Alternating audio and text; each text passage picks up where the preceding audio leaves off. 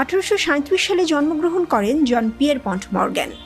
তার জন্মের সময়ই মর্গ্যান পরিবার যুক্তরাষ্ট্রের অর্থনীতিতে গুরুত্বপূর্ণ ছিল।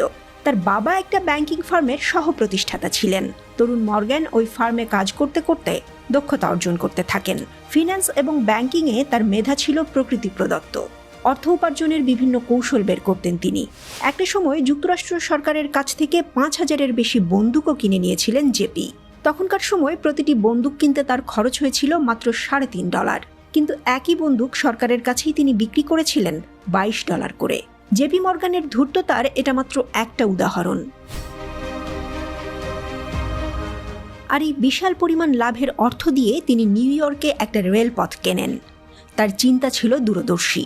তিনি অনুধাবন করতে পেরেছিলেন যুক্তরাষ্ট্রের অবকাঠামোর মালিক হলে শিল্পায়নের সুফলটা সরাসরি ঘরে তুলতে পারবেন।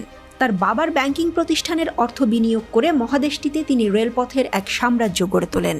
দ্রুতই রেলওয়ে দুনিয়ায় বেশ লাভজনক ব্যবসায় পরিণত হয় এবং জেপি মর্গ্যান 1890 সালের আগেই বিপুল অর্থের মালিক হন। আর তার বাবার আর্থিক প্রতিষ্ঠানটির নতুন নাম দেন জেপি মর্গ্যান অ্যান্ড কোম্পানি।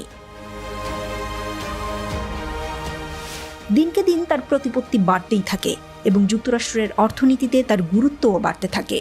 তিনি জনসাধারণের জন্য বিদ্যুৎ ব্যবস্থা গড়ে তুলতে টমাস এডিসনকে অর্থ দিয়েছিলেন। অ্যান্ড্রু কার্নেগির স্টিল সাম্রাজ্য $1 বিলিয়ন কিনে নেন জেপি মর্গ্যান। আরও অনেক কোম্পানি গড়ে তোলেন যুক্তরাষ্ট্র জুড়ে।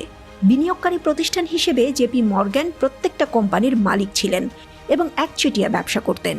এমনকি যুক্তরাষ্ট্রের প্রেসিডেন্টের চেয়ে মানুষজন তাকে বেশি ক্ষমতাধর মনে করত। মৃত্যুর সময় যুক্তরাষ্ট্রের রেলওয়ের 1/3 মালিক ছিলেন জেপি মর্গ্যান, কিন্তু তার লেগেসি বহন করে চলেছে তার প্রতিষ্ঠিত জেপি ব্যাংক। তার মৃত্যুর পর ছেলে ব্যাংকের দায়িত্ব নেন। মর্গ্যান জুনিয়র ইউরোপের বাজারে নজর দেন। প্রথম বিশ্বযুদ্ধের সময় একমাত্র ব্যাংক হিসেবে ফ্রান্স এবং যুক্তরাজ্যের মধ্যে ওয়ার বন্ড সই করে। ওই বন্ডগুলোর মূল্য ছিল $1.5 বিলিয়ন, বর্তমান মূল্য $39 বিলিয়ন। আর এই ঘটনায় এক জার্মান মর্গ্যান জুনিয়রের বাড়িতে হামলা করে এবং তাকে 2 বার গুলিও করেন। তবে মর্গ্যান বেঁচে যান।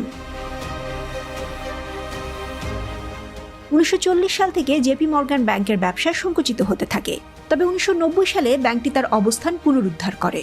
বর্তমানে যুক্তরাষ্ট্রের দ্বিতীয় সর্বোচ্চ হেজ ফান্ডের মালিক JP Morgan bank. Hedge fund হচ্ছে এক ধরনের বিকল্প বিনিয়োগ পদ্ধতি, যার মূল উদ্দেশ্যই হচ্ছে গ্রাহকদের বিনিয়োগের ওপর সর্বোচ্চ মুনাফা এনে দেয়া। আর মূলধনের দিক দিয়ে বর্তমানে জেপি মর্গ্যান দুনিয়ার সবচেয়ে মূল্যবান ব্যাংক।